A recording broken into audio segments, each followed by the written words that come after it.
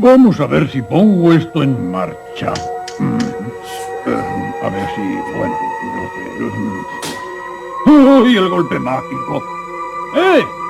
¿Hay alguien de Melmac? ¡Oiga! Esto es Perdidos en Melmac. Especial Halloween.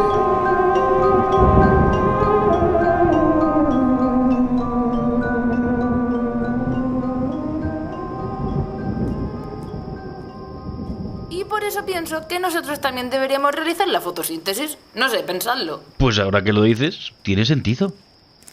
Chicos, llevamos caminando en círculos un rato, yo creo que estamos perdidos. A ver, que el GPS decía que por aquí se llegaba al higuerón.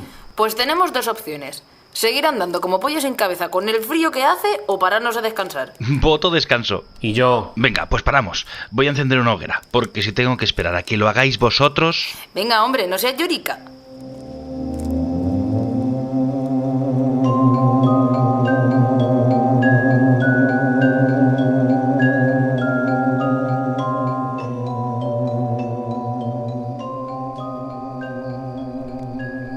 ¡Qué aburrimiento!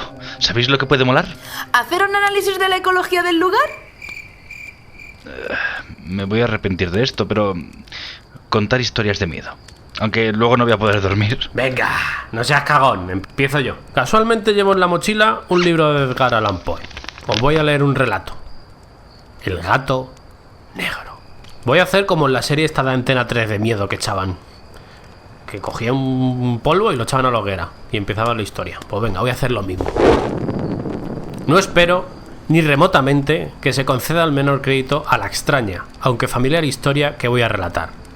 Sería verdaderamente insensato esperarlo cuando mis mismos sentidos rechazan su propio testimonio. No obstante, yo no estoy loco, y ciertamente no sueño. Pero por si muero mañana, quiero aliviar hoy mi alma. Me propongo presentar ante el mundo, clara, sucintamente y sin comentarios, una serie de sencillos sucesos domésticos. Por sus consecuencias, estos sucesos me han torturado, me han anonadado. Con todo, solo trataré de aclararlos. A mí, solo horror me han causado. A muchas personas parecerán tal vez menos terribles que estrambóticos. Quizá más tarde surja una inteligencia que dé a mi visión una forma regular y tangible, una inteligencia más serena, más lógica y sobre todo menos excitable que la mía, que no encuentre en las circunstancias que relato con horror más que una sucesión de causas y defectos naturales. La docilidad y la humanidad fueron mis características durante mi niñez. Mi ternura de corazón era tan extremada que atrajo sobre mí las burlas de mis camaradas. Sentía extraordinaria afición por los animales, y mis parientes me habían permitido poseer una gran variedad de ellos. Pasaba en su compañía casi todo el tiempo y jamás me sentía más feliz que cuando les daba de comer o acariciaba. Esta singularidad de mi carácter aumentó con los años, y cuando llegué a ser un hombre, vino a constituir uno de mis principales placeres. Para los que han profesado afecto a un perro fiel e inteligente, no es preciso que explique la naturaleza o la intensidad de goces que esto puede proporcionar. Hay en el desinteresado amor de un animal, en su abnegación, algo que va derecho al corazón del que ha tenido frecuentes ocasiones de experimentar su humilde amistad, su fidelidad sin límites. Me casé joven y tuve la suerte de encontrar en mi esposa una disposición semejante a la mía. Observando mi inclinación hacia los animales domésticos, no perdono ocasión alguna de proporcionarme los de las especies más agradables. Teníamos pájaros, un pez dorado, un perro hermosísimo, conejitos, un pequeño mono y un gato. Este último animal era tan robusto como hermoso, completamente negro y de una sagacidad maravillosa. Respecto a su inteligencia, mi mujer, que en el fondo era bastante supersticiosa, hacía frecuentes alusiones a la antigua creencia popular que veía brujas disfrazadas en todos los gatos negros. Esto no quiere decir que ella tomase esta preocupación muy en serio, y si lo menciono es sencillamente porque me viene a la memoria en este momento. Plutón, ese era el nombre del gato, era mi favorito. Mi camarada. Yo le daba de comer y él me seguía por la casa a donde quiera que iba. Esto me tenía tan sin cuidado que llegué a permitirle que me acompañase por las calles. Nuestra amistad subsistió así muchos años, durante los cuales mi carácter, por obra del demonio de la intemperancia, aunque me avergüence de confesarlo, sufrió una alteración radical. Me hice de día en día más taciturno, más irritable, más indiferente a los sentimientos ajenos. Llegué a emplear un lenguaje brutal con mi mujer. Más tarde, hasta la injurié con violencias personales. Mis pobres favoritos, naturalmente, sufrieron también el cambio de mi carácter. No solamente los abandonaba, sino que llegué a maltratarlos. El afecto que a Plutón todavía conservaba me impedía pegarle. Así como no me daba escrúpulo de maltratar a los conejos, al mono y aun al perro, cuando por acaso o por cariño se atravesaban mi camino. Mi enfermedad me invadía cada vez más. Pues, ¿qué enfermedad es comparable al alcohol? Y con el tiempo, hasta el mismísimo Plutón, que mientras tanto envejecía y naturalmente se iba haciendo un poco desapacible, empezó a sufrir las consecuencias de mi mal humor. Una noche que entré en casa completamente borracho, me pareció que el gato evitaba mi vista. Lo agarré, pero espantado de mi violencia, me hizo en una mano con sus dientes una herida muy leve. Mi alma pareció que abandonaba mi cuerpo, y una rabia más que diabólica, saturada de ginebra, penetró en cada fibra de mi ser. Saqué del bolsillo del chaleco un cortaplumas, lo abrí, agarré al pobre animal por la garganta y deliberadamente lo hice saltar un ojo de su órbita. Me avergüenzo, me consumo. Me estremezco al escribir esta abominable atrocidad. Por la mañana, al recuperar la razón, cuando se hubieron disipado los vapores de mi crápula nocturna, experimenté una sensación mitad horror, mitad remordimiento por el crimen que había cometido. Pero fue solo un débil e inestable pensamiento, y el alma no sufrió las heridas. Persistí en mis excesos y bien pronto ahogué en vino todo recuerdo de mi criminal acción. El gato sanó lentamente. La órbita del ojo perdido presentaba, en verdad, un aspecto horroroso, pero en adelante no pareció sufrir. Iba y venía por la casa, según su costumbre, pero huía de mí con un indecible horror. Aún me quedaba lo bastante de mi benevolencia anterior para sentirme afligido por esta antipatía evidente de parte de un ser que tanto me había amado. Pero a este sentimiento bien pronto sucedió la irritación, y entonces desarrollóse en mí, para mi postera e irrevocable caída, el espíritu de la perversidad, del que la filosofía no hace mención. Con todo, tan seguro como que existe mi alma, yo creo que la perversidad es uno de los primitivos impulsos del corazón humano, una de las facultades o sentimientos elementales que dirigen el carácter del hombre. ¿Quién nos ha sorprendido 100 veces cometiendo una acción sucia o vil por la sola razón de saber que no la debió cometer? ¿No tenemos una perpetua inclinación, no obstante la excelencia de nuestro juicio, a violar lo que es ley, sencillamente porque comprendemos que es ley? Este espíritu de perversidad, repito, causó mi ruina completa. El deseo ardiente, insondable del alma de atormentarse a sí misma, de violentar su propia naturaleza, de hacer el mal, por amor al mal, me impulsaba a continuar el suplicio a que había condenado al inofensivo animal. Una mañana, a completa sangre fría, le puse un nudo corredizo alrededor del cuello y lo colgué de una rama de un árbol. Lo ahorqué con los ojos arrasados en lágrimas, experimentando el más amargo remordimiento en el corazón. Lo ahorqué porque me costaba que me había amado y porque sentía que no me hubiera dado ningún motivo de cólera. Lo ahorqué porque sabía que haciéndolo así cometí un pecado mortal, que comprometía mi alma inmortal, al punto de colocarla, si tal cosa es posible, fuera de la misericordia infinita del Dios misericordioso y terrible. En la noche que siguió al día en que fue ejecutada esta cruel acción, fui despertado en los gritos de ¡Fuego! Las cortinas de mi lecho estaban convertidas en llamas. Toda la casa estaba ardiendo. Con gran dificultad escapamos del incendio, mi mujer, un criado y yo. La destrucción fue completa. Se aniquiló toda mi fortuna y entonces me entregué a la desesperación. No trato de establecer una relación de la causa con el efecto, entre la atrocidad y el desastre. Estoy muy por encima de esta debilidad. Solo doy cuenta de una cadena de hechos y no quiero que me falte ningún eslabón. El día siguiente al incendio visité las ruinas. Los muros habían desplomado, exceptuando uno solo. Y esta única excepción fue un tabique interior poco sólido, situado casi en la mitad de la casa, y contra el cual se apoyaba la cabecera de mi lecho. Dicha pared había escapado en gran parte a la acción del fuego, cosa que yo atribuí a que había sido recientemente renovada. En torno de este muro agrupábase una multitud de gente, y muchas personas parecían examinar algo muy particular, con minuciosa y viva atención. Las palabras extraño, singular y otras expresiones semejantes excitaron mi curiosidad. Me aproximé y vi, a manera de un bajo relieve esculpido sobre la blanca superficie, la figura de un gato gigantesco. La imagen estaba estampada con una exactitud verdaderamente maravillosa. Había una cuerda alrededor del cuello del animal. Al momento de ver esta aparición, pues como a tal, en semejante circunstancia, no podía por menos de considerarla. Mi asombro y mi temor fueron extraordinarios. Pero al fin, la reflexión vino en mi ayuda. Recordé entonces que el gato había sido ahorcado en un jardín contiguo a la casa. A los gritos de alarma, el jardín habría sido inmediatamente invadido por la multitud, y el animal debió haber sido descolgado del árbol por alguno y arrojado en mi cuarto a través de una ventana abierta. Esto, seguramente, había sido hecho con el fin de despertarme.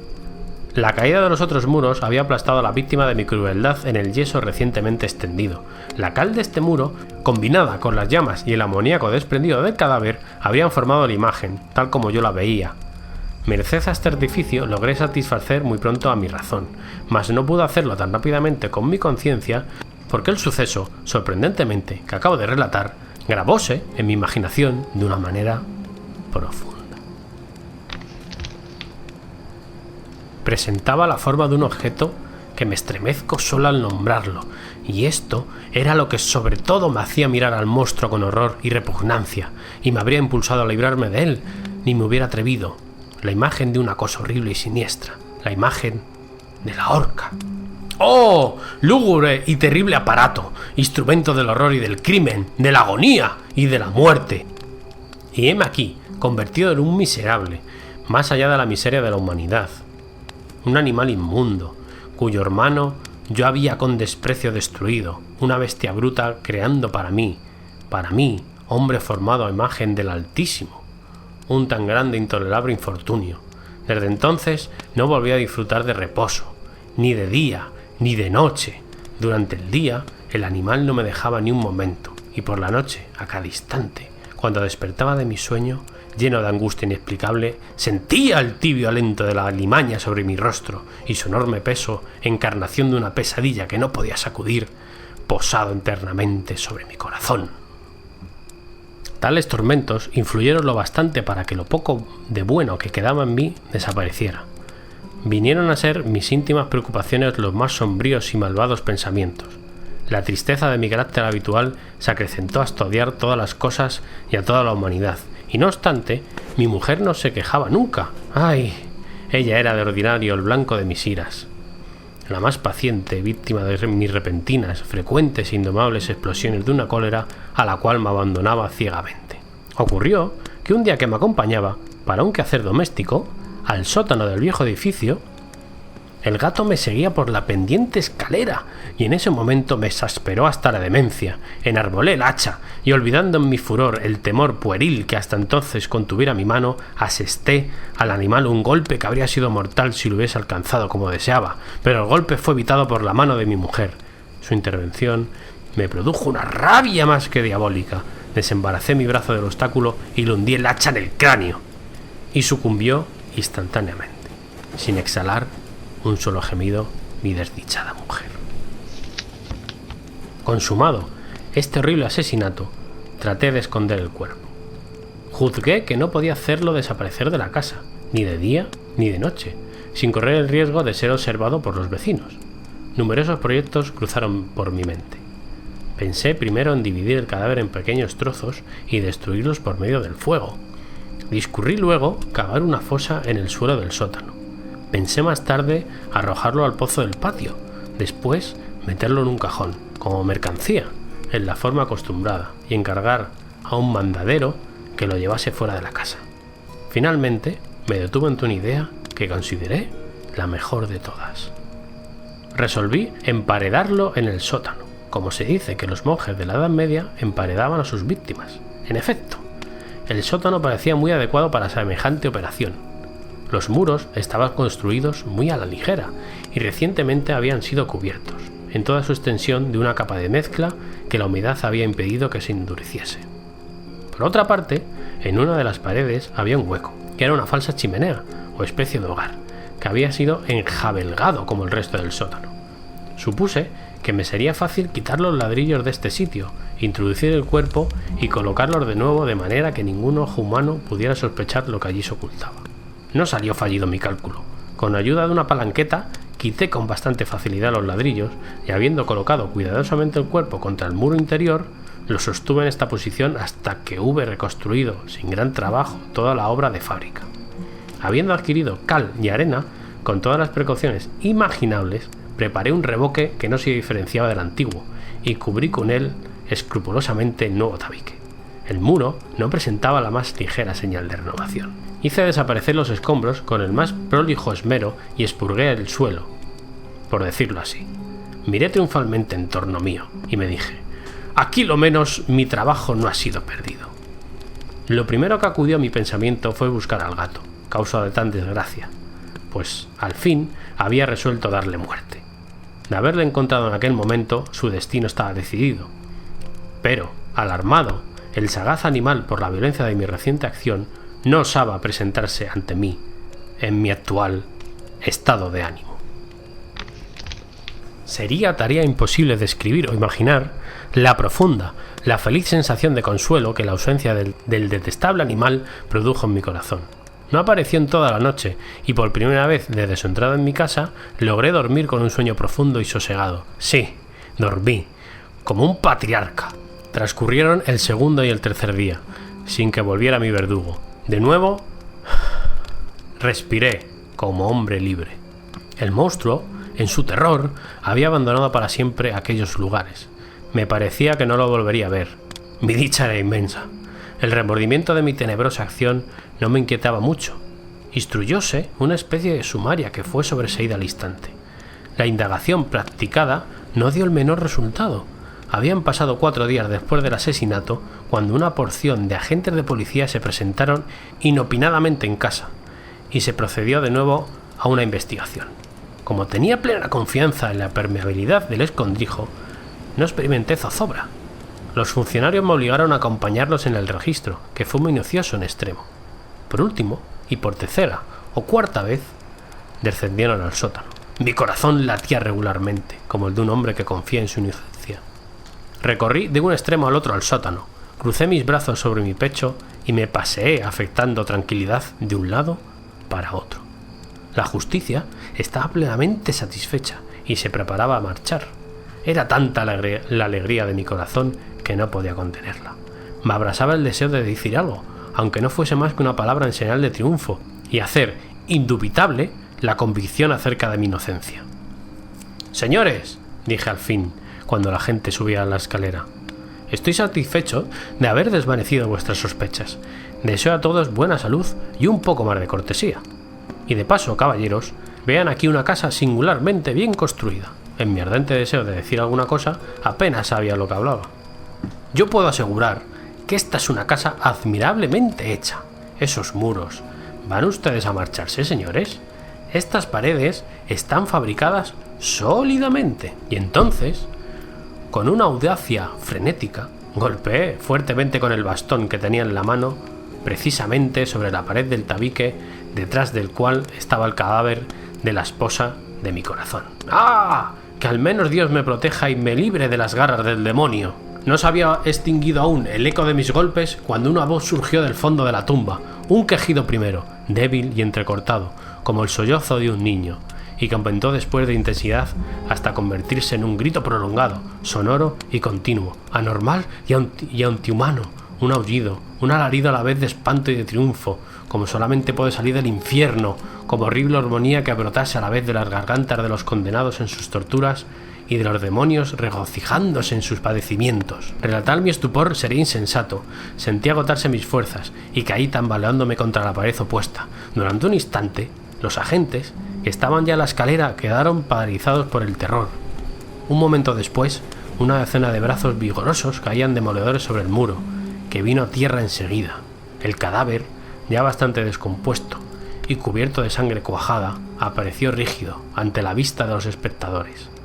Encima de su cabeza, con las rojas fauces dilatadas y el ojo único despidiendo fuego, estaba subida la abominable bestia cuya malicia me había inducido al asesinato y cuya voz acusadora me había entregado al verdugo. al mismo tiempo de esconder a mi desgraciada víctima, había emparedado al monstruo.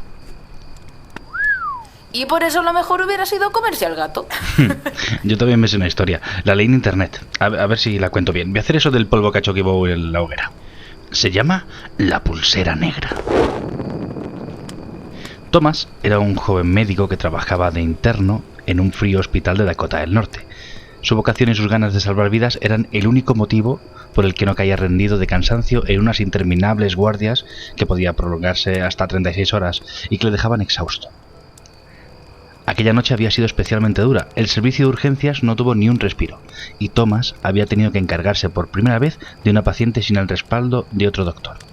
Luchó por la vida de una chica que no debía tener más de 22 años durante más de 2 horas, pero desde que llegó se había considerado un caso perdido y en el hospital decidieron priorizar a otros pacientes que tenían más posibilidades de sobrevivir. Los daños que había sufrido la joven en ese accidente de tráfico múltiple eran tan graves que incluso si Thomas hubiese conseguido obrar un milagro y la chica hubiese sobrevivido, las secuelas hubiesen sido tan graves que probablemente habría quedado en estado vegetativo. Los médicos más experimentados del hospital habían acudido en la ayuda de otros accidentados y decidieron bautizar a Thomas con un caso imposible para que en un primer fracaso le hiciera comprender lo dura que es su profesión y no empezara a creérselo demasiado. Además, priorizando a otros de los heridos, habían conseguido salvar la vida de 3 personas, en lo que había sido el peor accidente de tráfico que habían registrado las carreteras en la región en meses. Thomas era consciente de que la chica probablemente no tuvo posibilidades de sobrevivir, pero aún así se sentía destrozado por dentro y tuvo que tragar saliva para contener las ganas de llorar cuando le puso la pulsera negra a la fallecida. La pulsera negra era un protocolo del hospital que servía para marcar a un difunto y señalar la hora y la causa de su muerte. Normalmente eran las enfermeras las que se encargaban de rellenar los datos y ponerle la pulsera antes de mandar a un cadáver a la morgue, pero Thomas pensó que haciéndolo él, el recuerdo de su primer fracaso le serviría para aprender y avanzar en la que puedes llegar a ser una de las profesiones más duras. Memorizó cada una de las facciones de la chica y la cubrió con una sábana para que uno de los celadores se la llevara en una camilla por un interminable pasillo que conducía al depósito de cadáveres. Al finalizar su turno, Thomas parecía un zombi. Su cara, demacrada por el cansancio y el fuerte impacto emocional de perder a su primer paciente, le habían dejado destrozado. No era la primera vez que alguien se moría en una mesa de operaciones frente a él, pero esta era la primera vez que él era el doctor al mando y el único responsable. En su mente repasaba todos y cada uno de los movimientos y trataba de buscar cuál fue su error, o si había algo más que podía haber hecho. Pero incluso él mismo sabía que su proceder había sido impecable, y que cuando a alguien le llegaba la hora es imposible luchar contra el destino. Cabizbajo y caminando casi dormido, entró en el ascensor. Se dirigía a la 7ª planta, donde tenía su ropa. Lo único que quería era cambiarse e irse a dormir a la residencia que estaba a pocas calles del edificio del hospital. Eran las 4 de la mañana y el hospital parecía vacío. Tan absorto estaban sus pensamientos que casi ni se dio cuenta de que había alguien dentro del ascensor cuando entró. Una mujer que le saludó. Dijo: yo creía que tenía mala cara. Chico, ¿pero qué te ha pasado? Thomas se giró y vio a una mujer de unos 40 años que le sonreía. Estaba casi tan pálida como él, y aunque no tuviera muchas ganas de conversar, le contestó: hoy ha sido un día muy duro, no sé ni cómo estoy todavía de pie. Además he perdido a mi primer paciente, le dijo mientras ponía un gesto que denotaba que estaba a punto de echarse a llorar. Ella le contestó que por la cara que ponía estaba segura de que había hecho todo lo que podía, que no fuese tan duro consigo mismo. Muchas gracias, probablemente mañana pueda verlo de otra forma, dijo Thomas mientras se giraba a ver por qué se había abierto la puerta del ascensor en una planta que ninguno de los dos había marcado. Al mirar afuera, vio la silueta de una joven en mitad del pasillo. Al terminar de abrirse la puerta del ascensor, comenzó a girarse lentamente hacia ellos. Thomas, al ver la cara de la chica, dio un salto hacia atrás y pegó la espalda a la pared del ascensor mientras señalaba a la chica que había fuera, y trataba de decir algo sin conseguir articular palabra. De repente, pareció recuperar el control de su cuerpo, y se abalanzó hacia el panel del ascensor presionando repetidamente el botón que cerraba las puertas. La mujer que había en el interior del ascensor se quedó mirándole perpleja en el momento en el que la puerta se cerró cuando faltaba menos de 1 metro para que la joven que había fuera entrara dentro. «Esa chica», dijo tartamudeando Thomas del susto. «Yo mismo la vi morir, no pude hacer nada para salvarla y le puse esa pulsera negra». La mujer, que se había mantenido pegada a la pared, sonrió y mientras levantaba el brazo le preguntó: «¿Una pulsera como esta?». Thomas se giró a mirarla y vio como en su muñeca había una pulsera de color negro, idéntica a las que usan en el hospital. El joven médico se desmayó del susto y en su caída agarró fugazmente el brazo que le mostraba la mujer con la que había compartido charla en el ascensor. Minutos después encontraron a Thomas, aún desfallecido, en el suelo del ascensor. Todos atribuyeron su desmayo al cansancio, pero él sabía que lo que le había pasado era real. En su mano tenía la pulsera negra que había arrancado sin querer del brazo de la mujer que había en el ascensor mientras caía desmayado. Al revisar la pulsera, pudo comprobar que la mujer había fallecido 2 años antes, en un accidente de tráfico muy similar al de la chica que quiso salvar. Madre mía, qué cutre eres. ¿Cómo se nota que te asustas con nada? Si es que esa historia no da miedo. Nada mejor que una historia real para meter el canguelo en condiciones. Espera, vamos a hacerlo bien. Echo el polvo en la hoguera. Durante la década de los 40, en plena guerra mundial, los rusos estuvieron realizando experimentos sobre el sueño para crear supersoldados que no necesitaran dormir. Para ello, cogieron a 4 personas, así como nosotros ahora mismo, y fueron confinadas en un habitáculo sellado con un control del oxígeno y sin camas, así evitarían que se durmieran. Para comer, les suministraron agua y alimento seco para un mes. Y los científicos, para observar el experimento, tenían una ventanita y varios micrófonos. Hasta el 5.º día todo fue normal, pero entonces comenzó la paranoia. Los sujetos del experimento dejaron de hablarse entre ellos y empezaron a susurrarle a los micrófonos. El 9.º día, uno de los sujetos empezó a correr y gritar por la sala hasta quedarse literalmente sin voz. El resto de individuos ignoraron totalmente su comportamiento y siguieron susurrándole a los micrófonos. Días más tarde, los sujetos cogieron las páginas de los libros y taparon la ventana. En ese momento, dejaron de oírse los susurros. Los científicos sabían que los 4 seguían vivos porque consumían el oxígeno que se administraba, pero no se oía nada en el interior del habitáculo. A los 14 días, los científicos decidieron hablar a los sujetos del experimento. Vamos a abrir el habitáculo para comprobar los micrófonos. Aléjense de la puerta. Si no lo hacen, les dispararemos, pero si lo hacen, serán liberados de forma inmediata. Pero es que ya no queremos que nos liberéis, dijo una de las voces. Al día siguiente, decidieron sacarlos de allí. En primer lugar, quitaron el oxígeno reemplazándolo por aire fresco. En ese mismo momento, 2 de las voces empezaron a suplicar: «¡Por favor, volver a aplicar el gas!». Los científicos entraron y...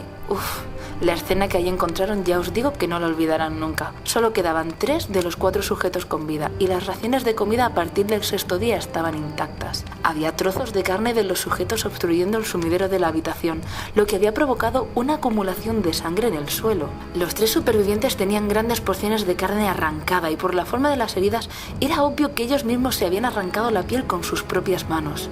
El primero de los sujetos supervivientes empezó a forcejear y se le aplicó una dosis de morfina como para un elefante. Fue inútil sedarle y murió desangrado en los brazos de los científicos. Otro de ellos se había abierto el abdomen, dejando a la vista los intestinos sobresaliendo desparramados a su alrededor. Lo llevaron inmediatamente a los quirófanos, donde tuvieron que operarle despierto. Era totalmente insensible a la anestesia. El tercer sujeto era el que se destrozó las cuerdas vocales.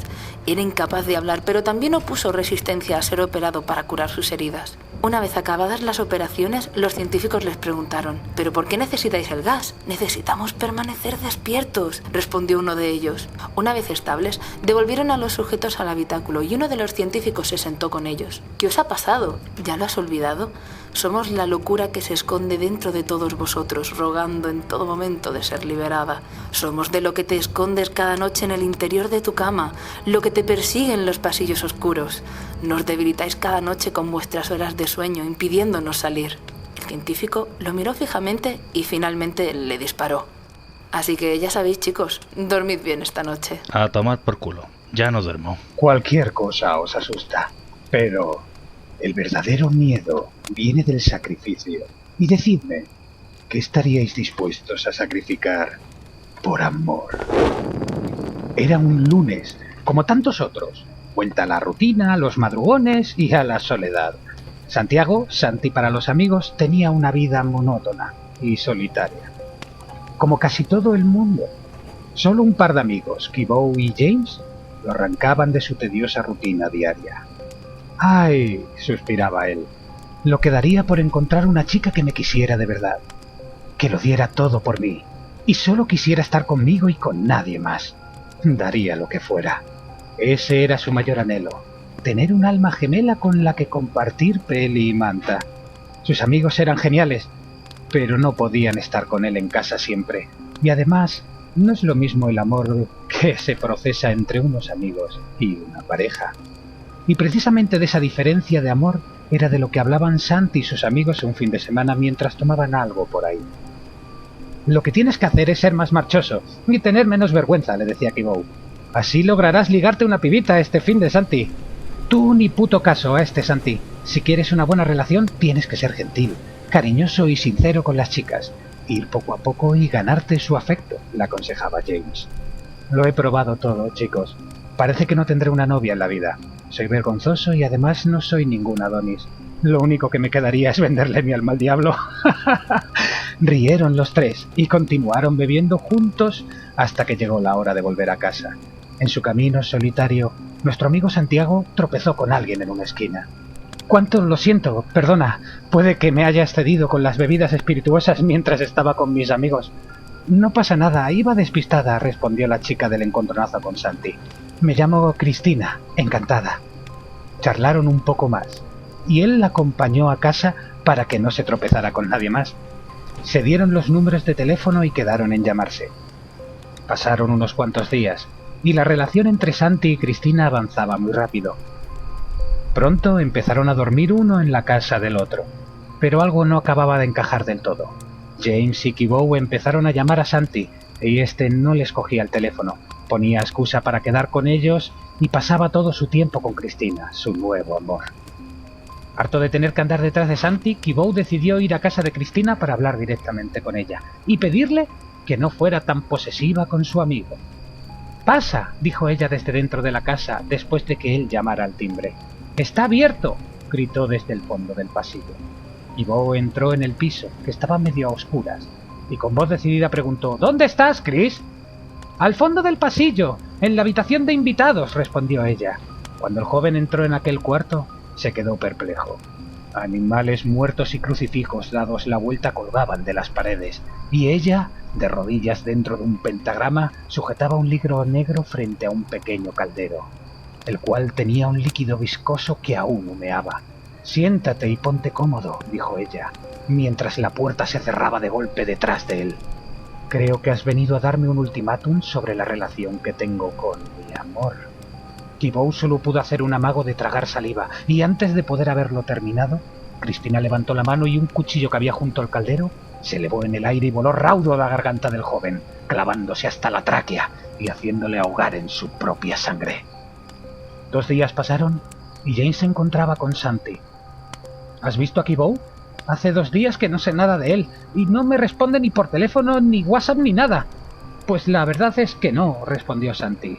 «Y mira que lo siento, me habría gustado verle, pero tengo que dejarte, he quedado con Cristina, y no me gustaría hacerla esperar». «¡Joder, Santi! Cristina esto, Cristina lo otro, ya nunca estás con nosotros, nos has dejado de lado. Te digo que Kibou ha desaparecido y parece que te da igual». La cara de Santi cambió tras las palabras de su amigo. Era verdad, solo pensaba en ella, y no le había dado importancia a la ausencia de uno de sus mejores amigos, los que habían estado siempre ahí, cuando estaba solo, cuando nadie más tenía, cuando más los necesitaba. «Tienes razón, voy a ayudarte a encontrarlo. ¡Vamos, James!». Los amigos pasaron el día buscándole, pero no lograron nada. Solo más preguntas de dónde podía estar o qué le había pasado. James volvió a casa y abrió la nevera para cenar algo, pero un extraño ruido llamó su atención. Miró por el pasillo, pero no vio nada. Siguió preparando su cena. Encendió el fogón de la cocina y puso una cazuela con agua a hervir. En ese momento, la luz se fue. Quedó a oscuras solo con la pobre iluminación del gas del fogón. Volvió a escuchar ese extraño ruido y una voz que susurraba: «Me lo has robado, me lo has robado». James se asustó muchísimo y cogió un cuchillo de un cajón. «¿Quién anda ahí?», gritó. No hubo respuesta. Solo un par de ojos inyectados en sangre, rojos como tizones candentes que flotaban en medio de la cocina y que lo miraban fijamente. No sabía qué hacer o hacia dónde moverse. Intentó dar algún corte con el cuchillo al ente que tenía delante, pero como el que intenta apuñalar al aire, sus estocadas no tuvieron efecto alguno. De pronto, detrás de él, la tenue llama del fogón creció, y creció hasta convertirse en una llamarada. Entre gritos de dolor, James ardía en medio de su cocina mientras se retorcía y calcinaba vivo. Al día siguiente, Santi quedó con Cristina para contarle la funesta noticia de que su amigo murió en el incendio accidental de su casa. Ella no se mostró sorprendida o acongojada por el relato de su novio, a lo cual Santi empezó a sentirse defraudado con ella, y a lo que le replicó: «Si tampoco te han importado mis amigos, tal vez yo también te importe poco. Lo mismo no eres quien yo creía, y tal vez sea mejor que estemos un tiempo sin vernos». La cara de Chris cambió. Se torció, un ceño fruncido surcaba su frente y con tono indignado replicó: «¿Que no me importas?». No sabes lo que dices. Llevo detrás de tu amor años, desde que estábamos en el colegio, pero no tenía valor de acercarme a ti, y cuando tenías tiempo libre nunca estabas solo, siempre te acompañaban tus amigos. La noche que nos encontramos no fue casualidad, siempre te oía decir que darías lo que fuera por encontrar un amor como el que te ofrezco, pero yo sí que lo hice, sí hice lo que hacía falta, y vendí mi alma al diablo. Él fue el que me dijo que tenía que hacer para ganar tu amor. Luego tuve que deshacerme de Kibou y James porque entorpecían nuestra relación. Me quitaban tiempo de estar contigo, y eso no podía permitirlo. Santi, boquiabierto, con la tez pálida y tembloroso, se echó hacia atrás, pues mientras Cristina le replicaba, se iba transformando de una chica adorable en un monstruo demoníaco. Le habían salido alas y una cola, colmillos, y sus ojos cambiaron como si fueran los de una serpiente. Sí, él lo reconoció. Por conseguir su amor, Cristina se transformó en un súcubo. Eso repetía una y otra vez el pobre Santiago. Una y otra vez cuando le preguntaba a la psicóloga en el manicomio: ¿por qué estás aquí, Santiago? ¿Qué te llevó a asesinar a tu novia? Ella era un demonio, le replicaba él. ¡Un demonio! Pero ¿sabéis lo que de verdad da miedo? Que vayamos a tener un gobierno con un tío que dice: mucha España y mucho español. Buenas gracias y muchas tardes. Oye, ¿ese no es uno de los gatos de la nave? Pero si es John, sí. Y nosotros sin cenar. ¡A por él!